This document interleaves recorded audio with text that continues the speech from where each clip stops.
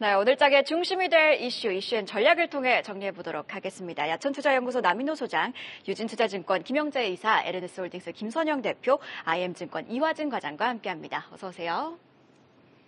네, 첫 번째 이슈부터 짚어보도록 하겠습니다. 삼성전자가 또다시 52주 신저가를 기록했습니다. 장중에 주가가 58,500원까지 내려오면서 52주 신저가를 기록했는데요. 역대 최장 외국인 순매도 기록도 29거래일 연속으로 늘어났습니다. 관련해서 투자 전략 어떻게 가져가면 좋을지 남인호 소장님께 여쭤보도록 하겠습니다. 네, 우리나라 1,500만 주식 투자자 분들 중에서 500만 명 가까운 주주를 가지고 있는 삼성전자입니다. 제가 오늘은 방송국에서 말씀드리는 게 아니고 실제 증권회사 객장에서 말씀드린다는 그런 마음으로 말씀드리고자 합니다. 삼성전자에 대한 문제점 전부 아실 겁니다. 저는 현재 가장 투자 포인트 3가지를 압축해서 말씀드릴게요. 첫 번째입니다. 삼성전자는 최근에 굉장히 좋은 호재를 발표했습니다. 그런데 주가에 반영됩니까? 전혀 안 됩니다. 그 호재란 게 뭐냐? 실적이 좋아졌다 그게 아니고요. 12나노급 죄송합니다. 12나노급 목이 메이시나 봐요. 주가가 네. 너무 많이 떨어져가지고. 아주 그냥 여러 가지 망감이 교차되네요. 12나노급 24기가비트 GDDR7 D램입니다. 이게요, 지금까지 나온 모든 D램보다도 전력은 3분의 1로 절감이 되고 또 성능은 약 50%가 더 증가되는 말 그대로 제7세대 내년에 기대되는 그런 HBM의 가장 핵심적인 D램으로 작용할 가능성이 저는 매우 높아 보입니다. 그럼에도 불구하고 이게 지난주에 나왔거든요. 주가에 반영됩니까? 전혀 안 되고 있습니다. 다음 두 번째입니다. 외국인 투자가들이 결국 53% 초반까지 어제 보니까 53.03%예요. 그래서 외국인들이 그동안 삼성전자 팔았기 때문에 주가가 내려간 거 아닙니까? 이제 팔 만큼 팔았다라고 정리하고 마지막입니다. 여러분, 삼성전자 오늘 크게 올라갈 기대감 가지고 계십니까? 대부분 투자가들이 이제는 삼성전자에 대한 기대를 버리고 있습니다. 제가 역설적으로 말씀드리면 이 3가지 요건, 호재가 나와도 주가에 반영 안 되고 외국인이 거의 팔 만큼 팔았고 마지막으로 어떤 기업에 대한 주가에 기대가 없을 때 이게 언제 나오는 현상입니까? 바로 바닥권에서 나오는 현상이다라고 정리했습니다. 자, 이제 투자 전략으로 들어갈게요. 삼성전자는 저는 그동안 여러분께 1년 동안 말씀드렸죠. 여러분 계좌의 20%는 꼭 삼성전자를 포트폴리오 가지십시오라고 말씀드렸는데 계속 이걸 유지하겠습니다. 그리고 마지막으로 기억나십니까? 2달 전에 삼성전자가 8만 원 갔을 때 많은 증권사들이 목표가 올렸습니다. 12만 원 너무 약하다. 삼성전자가 오르지 못할 이유가 없다. 라고 발표했죠. 불과 2달 전 이야기입니다. 그런데 한 달 전에 어떤 자료가 나왔죠? 8만 9천 원 고점에서 7만 원, 6만 원대 오니까 이제 무슨 얘기 나옵니까? 삼성전자가 내려갈 수밖에 없는 이유 15가지. 이게 나옵니다. 저는 분노가 느껴져요. 왜? 아니, 2달 만에 기업이 그렇게 바뀔 수가 있습니까? 주가는 바뀔 수 있죠. 그러나 기업은 전혀 바뀌는 게 아닙니다. 저는 다시 한번 강조드리지만 지금은 삼성전자는 저는 여명이다. 어두운 새벽이다. 이제 곧 해는 뜹니다. 삼성전자 5만 원대에 매수할 수 있다는 것은 정말 하느님이 하늘이 준 기회가 아닌가라고 말씀드리겠고 꼭 여러분들 계좌에 20%는 반드시 삼성전자를 가지고 계시기를 강력하게 말씀드리겠습니다. 20% 갖고 있다가 비중이 점점 줄어요, 지금. 바로 그겁니다. 그래서 제가 그 얘기를 한 건데요. 2달 전에 20% 가지고 계시면 지금 몇 %일까요? 지금 17% 됐습니다. 그러면 3%를 추가 매수할 수 있는 여건이 된다. 그 말씀을 드리는 겁니다. 네, 그런데 수급흐름을 보면 외국인이 삼성전자는 파는데 우선주는 또 5거래일 연속 매수하고 있더라고요. 이런 흐름은 어떻게 봐야 될까요? 네, 그렇죠. 외국인 투자가들은 굉장히 정석 플레이를 많이 하지 않습니까? 삼성전자 보통주하고 우선주 가격 차이가 굉장히 큽니다. 그러다 보니까는 배당을 노리는 그런 투자가 있고요. 제가 다시 한번 강조드립니다만 외국인 투자가 53% 왔으면은 팔 만큼 거의 팔았습니다. 이들이 언제 사는가 한번 잘 보십시오. 저는 한 달 이내로 외국인은 다시 바이 삼성전자 한다라고 말씀드리겠습니다. 네, 알겠습니다. 믿습니다. 삼성전자 향후 전망이 어둡다는 평가가 지금 많이 나옵니다만 장기적으로는 결국에는 반등할 거다. 이렇게 강력하게 얘기를 하셨습니다. 또 우리에게는 SK하이닉스도 있고요.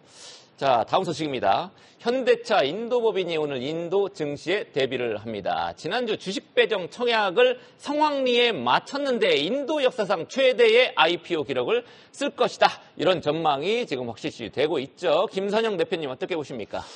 현대차 투자는 계속 가야 됩니다. 중간에 어떤 이슈가 있다 하더라도 지난 시간에서 제가 현대차 고점에 대한 얘기할 때 누가 고점을 얘기할까라는 그런 식으로 얘기했었는데 현대차는 이제 앞으로 투자를 그래도 올해 내년까지는 투자를 이어가야 된다는 말씀을 먼저 결론도 드리고 시작하겠습니다.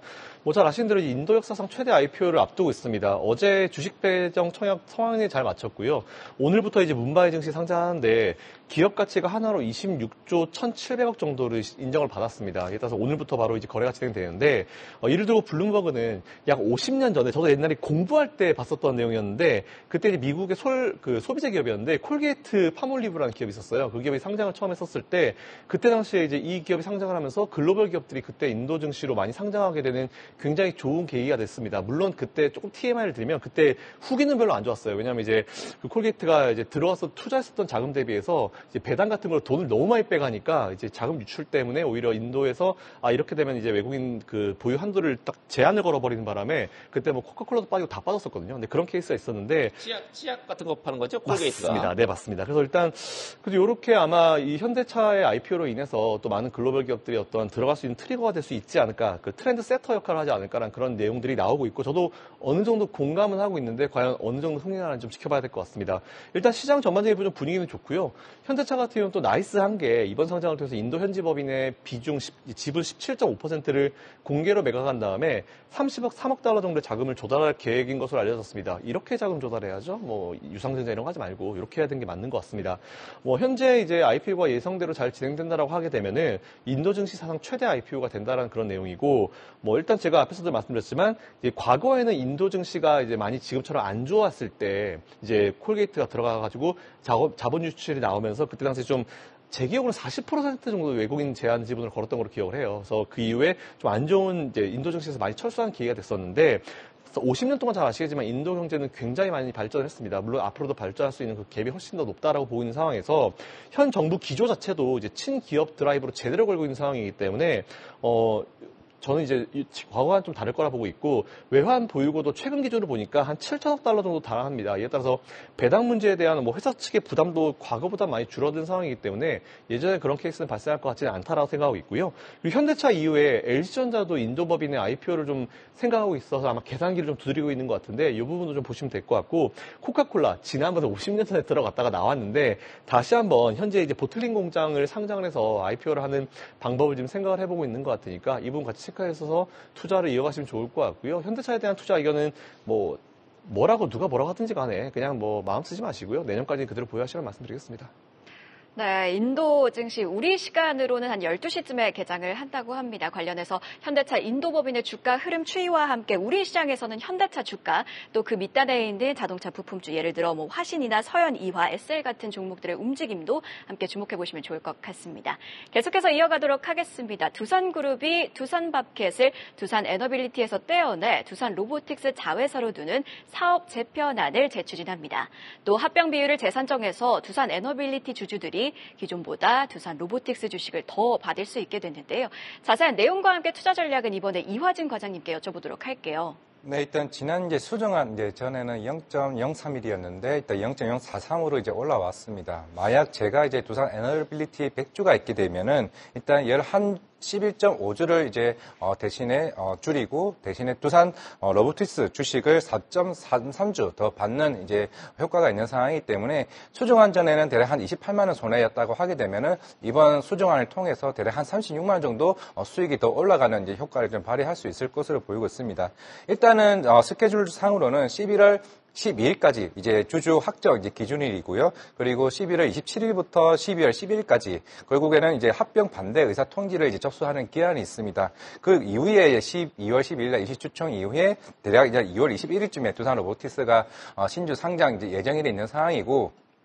두산 로보틱스는 여기는 두산 바켓이 떼어 나가게 되면은 두산 바켓 같은 경우가 7,200억에 대한 차입금이 있습니다. 그러면 두산 에너빌리티는 물론 어제도 기사가 나왔었지만은 올해 연말쯤에 나올 11차 전력 기초 관련된 계획에서 SMR 원전 4기를 계획에 나오게 되게 되면은 여기는 본격적으로 캐파 증설을 위한 차입금은 자금 조달할 가능성이 훨씬 더 좀 수월해졌습니다. 그런 측면이 있기 때문에 결국엔 중장기적으로 두산 에너빌리티에 대한 그런 리스크들이 하나둘씩 좀 사라졌다 보게 된다라고 하게 되면은 내년부터는 그리고 체코의 두코반이 최종 협상 결과도 3월쯤에 좀 나올 것으로 보이고 있기 때문에 그런 측면에서는 두산 NLBT는 굉장히 긍정적인 모습으로 나올 것으로 보이고 있고 당연히 두산 로보틱스도 두산 바켓과의 시너지 효과가 본격적으로 나올 것으로 보이고 있습니다. 중장비와 그 무인 로봇과 관련된 향후에 AI 관련된 이슈들이 시장에서 큰 시너지 효과를 좀 발휘할 수 있을 것으로 보이고 있기 때문에 만약에 이제 주주 반대만 좀 나오지 않는다고 하게 되면은 서로 좀 윈윈하는 결과가 좀 나오지 않을까 생각을 하고 있습니다. 처음에 한번 시도했다가 좀 어그러졌지 않습니까? 소액주주들이 워낙 반발하고 뭐 당국도 뭐 제재도 하고 막 이랬었는데 이게 지금 보니까 좀 아까 표현 나온 것도 보니까 로보틱스 37.5% 더 이제 주식을 받는 걸로 상향 조정을 하긴 했는데 요 정도 가지고 소액주주들 반발을 조금 완화시킬 수 있을까요? 어떻게 보세요?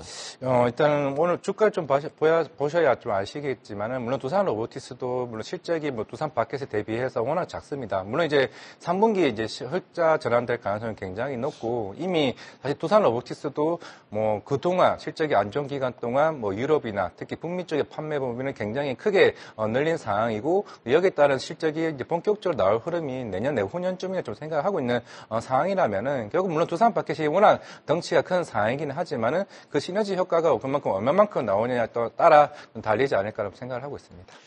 네, 두산 그룹 입장에서는 이번에 구조 개편 좀 사활을 건 것 같습니다. 힘을 조금 실어주면 좋을 것 같기도 하고요. 자, 다음 소식 보겠습니다. 자, 애플의 최신 스마트폰 아이폰 16 시리즈 내놨죠? 요게 잘 안 팔릴 줄 알았는데 의외로 중국에서 판매량이 크게 늘고 있다고 합니다. 애플 주가도 뛰고 국내 증시에서 어제 LG 이노텍이라든지 BH 뭐 이런 종목들 주가도 동반 상승했습니다. 추가 여력이 있을지 김영재 이사한테 들어보겠습니다. 네, 애플 아이폰 16 판매량은 사실 출시 초기랑 지금이랑 조금 이제 변화가 좀 있는 것 같은데 일단 중국에서 좋은 소식이 나왔습니다. 출시 3주 동안 전작인 아이폰 15 대비 한 20% 증가를 했고 특히 상위 모델인 프로와 프로 맥스 모델은 전작 대비 한 44% 증가했다는 소식이 나오면서 관련 부품주인 LG 이노텍, BH, 자화전자가 2에서 한 4%대 상승으로 마감을 했습니다. 애플 아이폰 16과 관련해서 출시 초기에는 사실 전작 대비 판매량이 한 10%대 한 중반 정도까지도 감소했다라는 분석이 좀 나오면서 수요 감소에 대한 우려가 주가에 좀 많이 반영되는 모습이 나왔는데 10월 중순에는 뭐 전작과 비슷한 수준으로 판매가 잘 되고 있다라는 소식가 나왔었고 이제는 중국에서 이제 판매량 증가 소식이 나온 것입니다. 그런데 최근 발표된 중국 판매량 증가는 작년의 기저가 너무 낮았기 때문이다라는 그런 분석이 있는데요. 작년 9월 아이폰 15 판매량이 중국 화웨이 역대급 돌풍으로 인해서 직전 연도 대비 한 20% 감소를 했습니다. 그래서 올해 20% 판매 성장은 평년 수준의 어떤 신모델 출시 효과가 이제 반영된 것이다라는 그런 분석이 있습니다.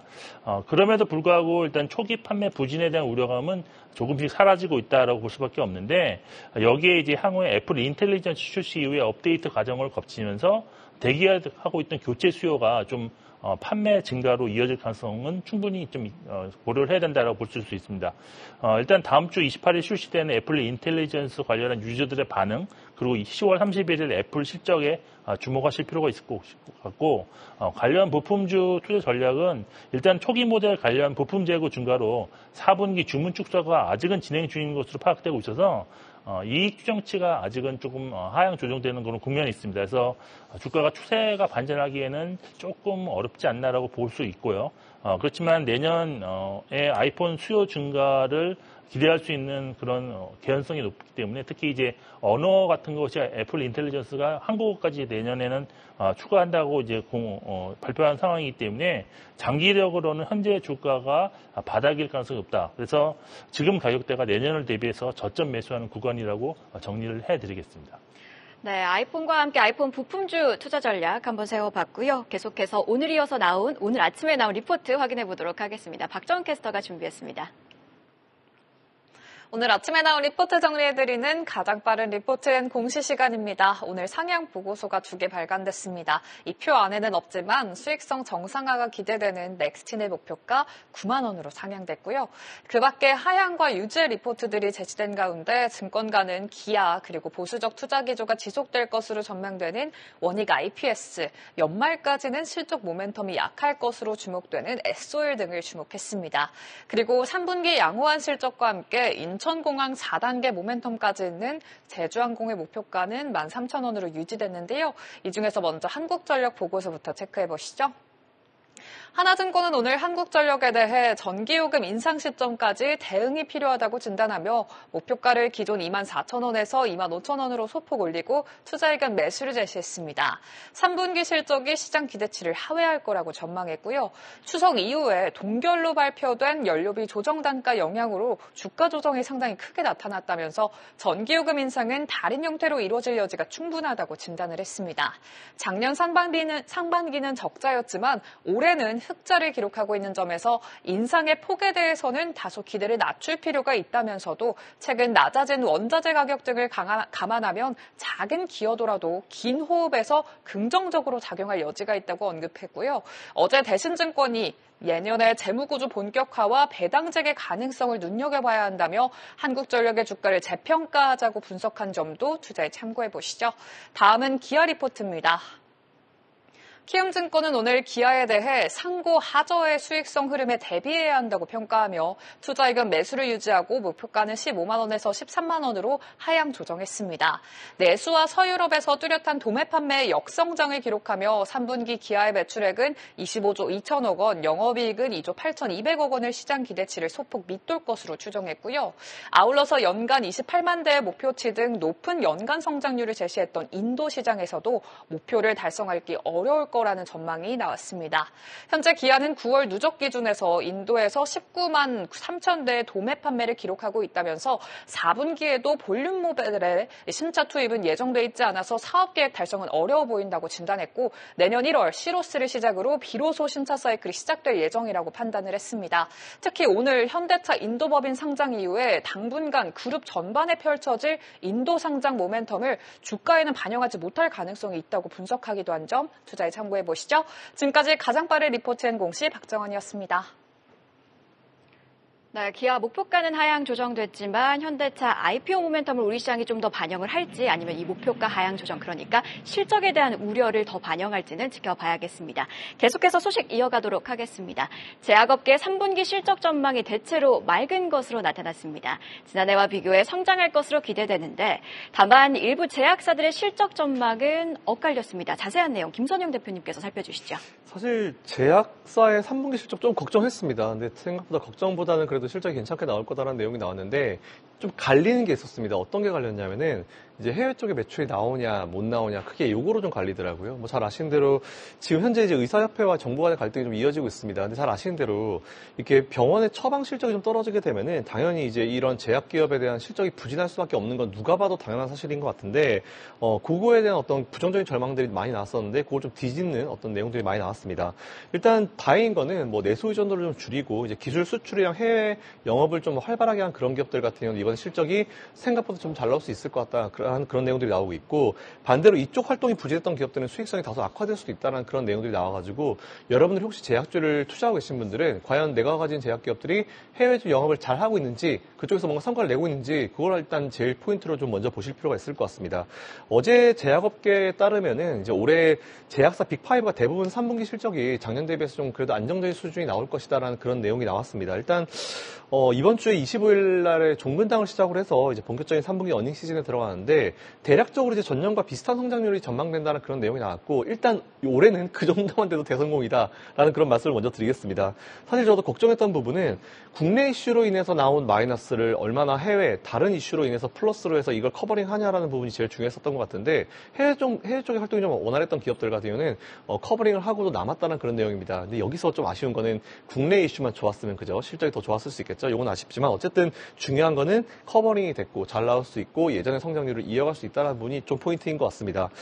일단 실제 지난 2분기에 보니까 유한양행이나 뭐 GC 녹십자나 아니면 이제 송근당 같은 경우는 좀 처방이랑 수술이 줄어드니까 당연히 이제 작년 동기 대비보다 좀 안 좋은 실적을 2분기에 발표를 했었습니다. 그런데 이번 3분기부터는 기술 수출과 연구개발 성과가 좀 가시화되면서 이제 실적 반전에 성공했다는 평가가 조금씩 나오고 있는데 각 기업별로 완전히 다르니까 이거는 보유하고 계신 기업들 아마 제약주 투자하신 분들은 공부가 굉장히 깊게 되시거든요. 아마 잘 알고 계실 거라 보고 있고요. 유한양행 같은 경우는 뭐 랭라자에 대해서 마일스톤 800억 받았잖아요. 거기다가 최근에 길리어드 사이언스랑 HIV 치료제 이제 API에 대한 얘기도 나오고 있어서 앞으로는 이 API 산업 성장, 이제 원료 의약품인데 요거에 대한 사업 성장도 좀 한번 우리가 눈여겨볼 필요가 있을 것 같습니다. 그리고 빅5 중에 종근당이랑 한미약품 같은 경우는 작년과 비교해서 다소 조금 이제 수익성이 감소할 가능성이 있다라는 내용인데 이거는 뭐 공백을 메꾸기 어려운 타 약품 매출과 기존 약품에 대한 어떤 약품 계약이 종료되는 부분이 있기 때문에 종근당이랑 한미약품은 조금 주의를 하시되 그렇다 하더라도 이제 너무 주의할 필요는 없을 것 같고 참고만 삼으시면 될 것 같고요. 나머지 빅5, 빅3는 괜찮지 않을까라 판단하고 있습니다. 네, 제약바이오 업종에 대해서는 옥석가리가 필요하다. 뭐 모든 업종에 옥석가리가 필요합니다만 특히 이제 제약바이오 주가가 워낙 급등락하니까 더욱 꼼꼼하게 좀 가려서 볼 필요가 있다 이렇게 진단을 하셨습니다. 자, 다음 소식은 항공주입니다. 미국하고 한국의 항공주 주가 격차가 너무 크게 벌어지고 있습니다. 미국 항공주들 날아가고 있는데 우리는 왜 부진한 건지 남인호 소장한테서 한번 들어볼게요. 네. 제가 어제 이 이슈로 공부를 하면서 너무 마음이 속상했습니다. 어떻게 미국 주식시장과 한국 주식시장하고 똑같은 그런 상황이었습니다. 방금 앵커께서 말씀 주셨던 대로 미국 항공주들 날고 있습니다. 어느 정도냐면요. 유나이티드 에어라인은 연초 대비 78% 거의 배 이상 올랐고요. 또 우리가 잘 아는 델타 항공도 연초 대비 40%가 올랐습니다. 반면 우리의 대표 항공주 어떨까요?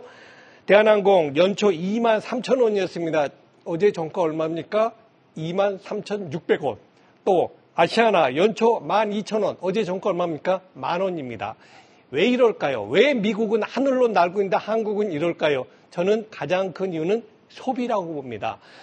많은 분들이 아시겠습니다만 소비가 가장 빨리 나타나는 시장이 어디인 줄 아십니까? 바로 주식시장입니다. 저는 이 시간을 빌어서 정치인들한테 말씀드리고 싶어요.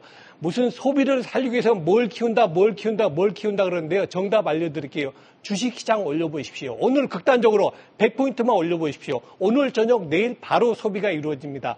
저는 미국의 항공주가 오른 이유는 미국은 주식시장이 견조하게 상승하기 때문에 미국 소비자들, 투자자들이 그만큼 소비를 합니다. 그런데 한국은 어떻습니까? 주식이 전 세계 몇 등입니까? 네, 제가 꼴등이라는 얘기는 안 하겠습니다. 한국은 주식시장이 안 되니까 소비가 안 되고 소비가 안 되니까 여행이 주는 거죠. 이런 악재가 계속 나오고 있기 때문에 불가피하다는 면이 있고요. 또 국내적으로는 약간 문제가 있는 게 뭐냐면 이제는 점점 치열해집니다. 선두 두 개의 항공사하고 저비용 항공사 경쟁이 치열해지다 보니까 그런 향후의 실적 기대치도 점차 주는 게 맞습니다.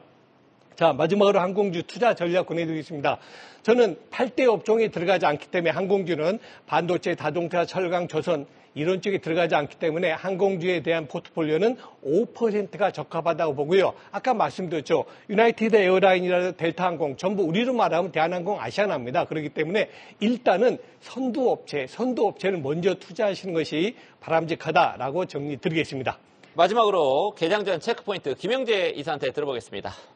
네, 오늘부터 25일까지 안제이 두다 폴란드 대통령이 국빈 방한합니다. 이번 방한은 6년 만에 성사되는 것으로 일정으로는 방산업체인 현대 롯데가 하나 에어로스페이스를 방문하고 24일에는 윤석열 대통령과 정상회담도 예정되어 있는데 방산과 원전 분야에서 협력 강화가 기대되어 방문 기간 중 방산 원전 관련주에 대한 관심이 나타날 것으로 볼 수 있겠습니다. 그리고 오늘 주목해야 될 이벤트로는 앞서 소개해드린 현대차 인도법인이 상장 첫 거래를 시작하는데 완성차 및 부품주에 대한 관심으로 이어질 가능성이 있다고 보고 있고요. 또 러시아 카잔에서는 브릭스 정상회의가 개최되어 이스라엘과 관련한 중동 문제 그리고 러시아 우크라이나 전쟁 관련 논의가 나올 수 있을 것으로 볼 수 있겠습니다. 오늘 실적 발표는 현대건설과 부광약품이 예정되어 있는데요. 현대건설 같은 경우 컨센서스를 하회하는 실적을 일단은 예상하고 있지만 마진 개선 여부에 좀 관심을 가질 필요가 있을 것 같고 주가는 이미 부진한 실적 예상을 반영하고 있는 것으로 보이기 때문에 발표 이후 주가 방향성도 좀 체크를 해보실 필요가 있을 것 같습니다. 그리고 어제 시간의 거래에서는 미국 파이브스톤 에너지 그룹과 MOU 공시를 발표한 G2 파워가 상한가를 기록하였고 또 현대차 양 2,800억 규모의 공급 계약을 공시한 계양전기가 상한가를 기록했습니다. 그리고 이제 한국전기연구원이 전고체 전지 음국제 연구 성과를 국제학술 지출 표준 논문으로 발표했기 때문에 전고체 관련주 강세가 오늘도 나타날 수 있다는 점 참고하시면 좋을 것 같습니다. 네, 오늘도 이슈가 많네요. 간밤 뉴욕 증시에서 엔비디아 4% 넘게 주가 급등했습니다. 오늘 우리 반도체 종목에도 영향을 끼칠 텐데 삼성전자, SK 하이닉스 어디가 어떻게 가야 됩니까, 우리 김성인 대표님? 최근에 이제 저도 한번 해보고 있는데 그 두 기업의 이제 상관관계를 좀 보고 있어요. 근데 SK 하이닉스가 확실히 엔비디아와의 어떤 상관관계가 높습니다. 이에 따라서 삼성전자보다는 이제 SK 하이닉스가 좀 더 오늘 좋은 모습을 보일 가능성이 크니까 일단 SK 하이닉스 보유하고 계신 분들은 오늘 일단 주가 흐름 좀 기대를 해보셔도 좋지 않을까. 뭐 너무 큰 기대는 하지 마시고요. 뭐 괜찮지 않을까라는 그런 생각을 가지고 있습니다. 삼성전자는 장기로 봐야 되겠네요. 삼성전자는 수율만 좀 맞춰주면 참 좋은 기회가 될 텐데 정말 밥을 차려줬는데 이걸 먹지 못하는 현실이 좀 안타까울 뿐입니다. 자, 이렇게 이슈앤 전략 네 분의 전문가와 함께 개장 전 꼭 확인해봐야 할 뉴스들 체크하고 전략까지 세워봤습니다. 고맙습니다. 계속해서 다양한 경제 이슈를 알고 싶다면 구독과 좋아요, 알림 설정 부탁드립니다. AI 캐스터 권미정이었습니다.